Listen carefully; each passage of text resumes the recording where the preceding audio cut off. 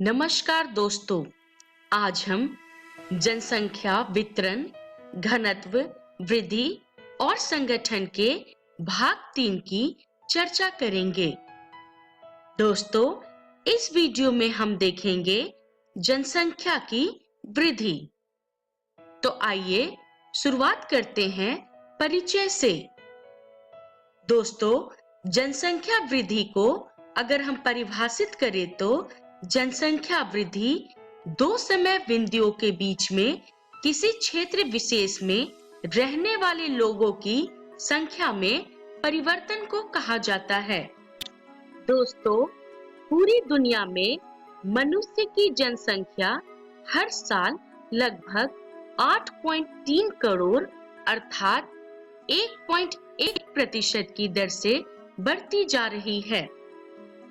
मित्रों, जनसंख्या वृद्धि को प्रभावित करने वाले दो घटक होते हैं, प्राकृतिक और प्रेरित। दोस्तों, प्राकृतिक घटक जन्म और मृत्यु दर से संबंधित होता है, जबकि प्रेरित घटक आंतरिक एवं बाहरी संचलन से संबंधित होता है। आइए दोस्तों, अब हम चर्चा करेंगे भारत में दशक विकास दर 1901 और 2001 के बीच में। दोस्तों, पिछली एक सदी में भारत में जनसंख्या की वृद्धि दर वार्षिक जन्म दर और मृत्यु दर और प्रवासन के दर के कारण हुई है। मित्रों, जब हम इस ग्राफ को देखते हैं तो हमें पता चलता है सन 1911 में जनसंख्या वृद्धि दर 7.5% था, जबकि मित्रों सन 1921 में जनसंख्या वृद्धि दर में 0.31% से गिरावट देखी गई, परंतु फिर सन 1931 में जनसंख्या 11.60% से बढ़कर सन 1971 में 24.80% था। क्रमशः सन 2001 में जनसंख्या दर में 21.34% से वृद्धि हुई। दोस्तों, जब हमें दशकीय वृद्धि दर निकालना होता है तो उसका फॉर्मूला है G = P2 - P1 × 100 divided by P2। मित्रों, यहाँ पे P1 आधार वर्ष की जनसंख्या तथा P2 वर्तमान वर्ष की जनसंख्या को दर्शाता है। दोस्तों, आगे बढ़ते हुए हम विकास के चरण की चर्चा करेंगे। मित्रों, विकास को मुख्यतः 4 चरणों में विभाजित किया गया है। पहला चरण, दूसरा चरण, तीसरा चरण तथा चौथा चरण। आइए हम शुरुआत करते हैं पहले चरण से। दोस्तों, पहला चरण सन 1901 तथा सन 1921 के बीच की अवधि को माना जाता है। चूंकि इस चरण में जन्म और मृत्यु दर दोनों की वृद्धि कम थी, अतः इस चरण को स्थिर चरण भी माना जाता है, जिसका मुख्य वजह था स्वास्थ्य एवं चिकित्सा में कमी तथा लोगों में निरक्षरता, भोजन तथा अन्य आधारभूत आवश्यकताओं के वितरण में कमी। दोस्तों, आगे बढ़ते हुए हम चर्चा करेंगे विकास के दूसरे चरण की।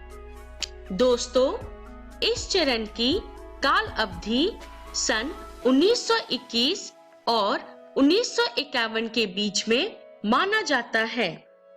मित्रों, इस चरण को जनसंख्या की स्थिर वृद्धि की अवधि के रूप में भी जाना जाता है, क्योंकि इस चरण में मृत्यु दर में कमी आई और जन्म की दर उच्च बनी रही।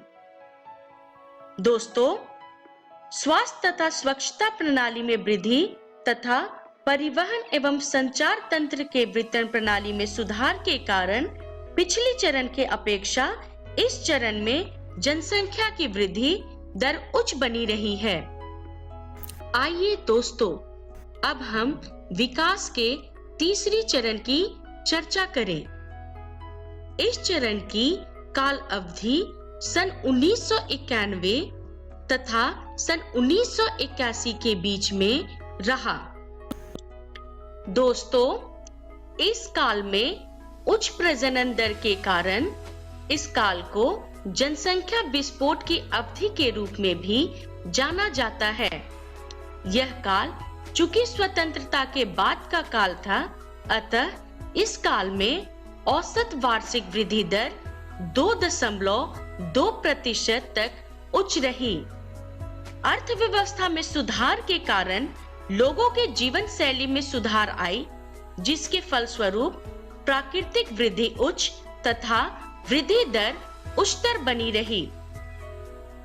मित्रों, इस काल में अंतर्राष्ट्रीय प्रवास दर भी उच्च रहा, अर्थात अन्य देशों से जैसे नेपाल, बांग्लादेश, पाकिस्तान से आए लोगों का प्रवास बढ़ा। फलस्वरूप देश में उच्च वृद्धि दर बनी रही। मित्रों, अब हम विकास के चौथे चरण की चर्चा करेंगे।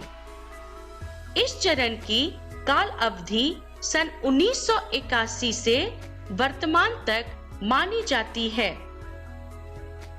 हालांकि इस काल में देश में जनसंख्या दर की वृद्धि उच्च बनी रही, परंतु धीरे धीरे मंद गति से घटने लगी है।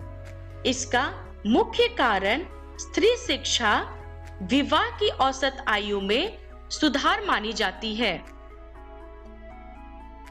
दोस्तों, आगे बढ़ते हुए अब हम जनसंख्या वृद्धि में क्षेत्रीय भिन्नता की चर्चा करेंगे।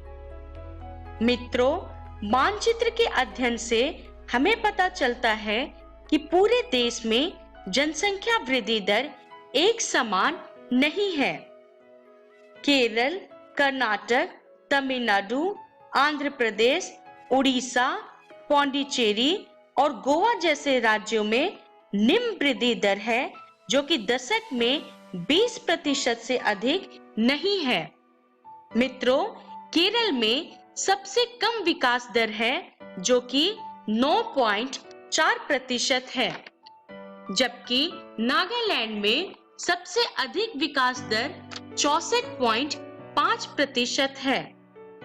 मित्रों, गुजरात, महाराष्ट्र, राजस्थान, पंजाब, हरियाणा, उत्तर प्रदेश, उत्तरांचल, मध्य प्रदेश, सिक्किम, असम, पश्चिम बंगाल, बिहार, चंडीगढ़, झारखंड में औसत जनसंख्या वृद्धि दर 20 से 25% के बीच में रही।